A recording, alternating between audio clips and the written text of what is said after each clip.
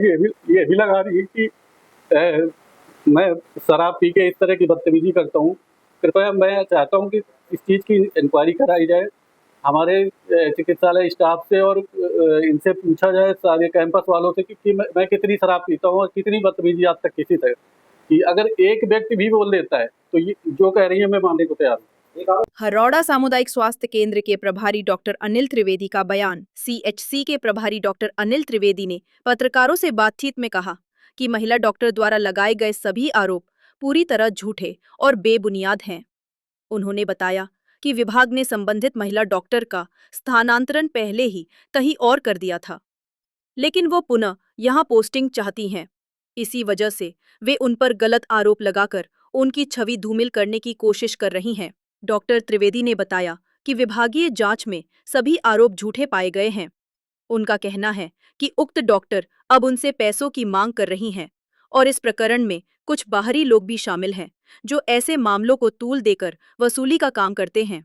Doctor Trivedi ने चेतावनी देते हुए कहा कि यदि आगे भी इस तरह के झूठे आरोप लगाए गए तो वे अपने परिवार सहित आत्मदाह करने के लिए मजबूर हो जाएंगे। रिपोर्ट समीर हुसैन। पूरा प्रकरण ये है कि उनका 6 नवंबर 2024 में यहाँ से ट्रांसफ़र हुआ था। ट्रांसफ़र किस कारण से हुआ था, क्योंकि उनके यहाँ बाहरी व्यक्तियों का आना-जाना था, जिससे कैंपस के लोग और मतलब सब लोगों ने अपोज़ किया इस चीज़ का और हमारे जो अधीक्षक है उनसे शिकायत की, जिसके चलते उनका स्थानांतरण कर दिया गया। अब वो मेरी गलती ये थी कि मैंने जो हमारा कैंपस का ग्रुप है उसमें 2-3 बार हमने लिख के डाला कि कृपया यहाँ बाहरी व्यक्तियों को न बुलाएँ और इससे यहाँ परिवार भी रहते हैं। तो उन्होंने मुझसे कई बहुत ज़्यादा मतलब चिढ़ के बोला कि हम तो बुलाएँगे, जो करना है आप कर लो। तो हमारे जो चिकित्सा अधीक्षक हैं उन्होंने भी समझाने का प्रयास किया, प्यार से कि भई ये गलत है, आप बाहरी व्यक्तियों को बुलाना है तो आप अस्पताल में बुला लो या कहीं और बुला लो, बाहर मिलो आप। तो खैर इसके चलते उनका ट्रांसफ़र हो गया, तो उनको ये लगा कि मैंने ही मतलब शिकायत करी है, मेरे कहने पे ही डॉक्टर साहब ने ऐसा-ऐसा वो करा। तो फिर इसके बाद में उन्होंने मेरे ऊपर चोरी का आरोप लगाया 8 जनवरी 2025 में, जिस पे पुलिस आई कई बार, उन्होंने पूरा सीसीटीवी चेक करी और यहाँ से पूछताछ भी की लोगों से, जिससे जिसकी मेरे पास रिपोर्ट भी है, पुलिस की जाँच रिपोर्ट भी है और मुझे उसपे उनकी सारी बातों को असत्य और निराधार पाया और वो इस तरह के अनर्गल आरोप अब तो उन्होंने इतनी हद पार कर दी है कि कुछ भी आरोप लगा रही है। मतलब हमारे ऊपर ये भी लगा रही है कि मैं शराब पी के इस तरह की बदतमीजी करता हूँ। कृपया मैं चाहता हूँ कि इस चीज़ की इंक्वायरी कराई जाए। हमारे चिकित्सालय स्टाफ से और इनसे पूछा जाए सारे कैंपस वालों से कि मैं कितनी शराब पीता हूँ और कितनी बदतमीजी आज तक किसी से कि अगर एक व्यक्ति भी बोल देता है, तो ये जो कह रही है मैं मानने को तैयार हूँ।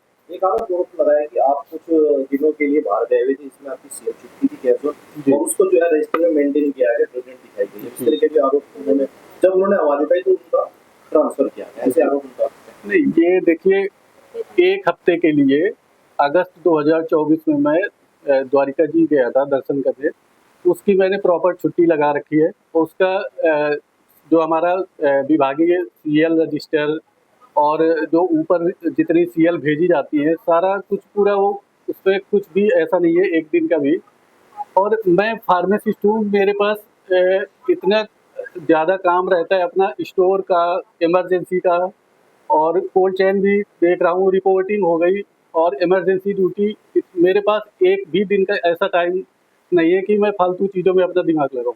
तो मेरे पास इतना और रही बात ये इस तरह के अभद्र टिप्पणी करने और अनर्गल आरोप लगाने का, तो ये उनका मेन उद्देश्य ये है इसके पीछे कि वो अपना स्थानांतरण दोबारा से यहाँ पे करवाना चाह रही है और वो तभी हो सकता है जब वो मेरा स्थानांतरण करवा दें यहाँ से, क्योंकि कोल्ड चेन में वो थी यहाँ पे, जबकि कोल्ड चेन में कहीं भी संविदा की एनएम तैनात नहीं है।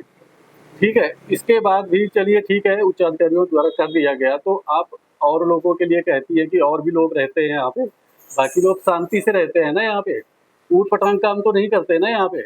तो इस तरह के आरोप लगाना और उनका ट्रांसफ़र उनकी खुद की गलतियों से हुआ और ये मेरे ऊपर इस व्यक्तिगत और जो और लोग उनका सपोर्ट कर रहे हैं, तो कृपया एक बार मेरे बारे में जानकारी कर ले कि मैं किस तरह का आदमी हूँ, इसके बाद टिप्पणी करे, तो वो ये मेरी रिक्वेस्ट है उनसे। एक सवाल हो रहा है कि ऐसे में एक आरोप वो लगा रही है कि जितने भी संविदा कर्मी या फिर गलत तरीके से रह रहे हैं और जो किराया उनको वसूल नहीं, सिर्फ उनसे बात की जा रही है, जिसमें उनको 1,05,000 कुछ समथिंग का एक नोटिस भी भेजा गया आपकी शहर में, ऐसे आरोप उन्होंने लगाए। नहीं, मेरी सही पर तो देखिए, मैं तो एक छोटा कर्मचारी हूँ, ठीक है, चाहे वो स्थानांतरण हो या इस तरह का चार्ज लगाना हो, ये मेरे अधिकार क्षेत्र में तो आता नहीं है।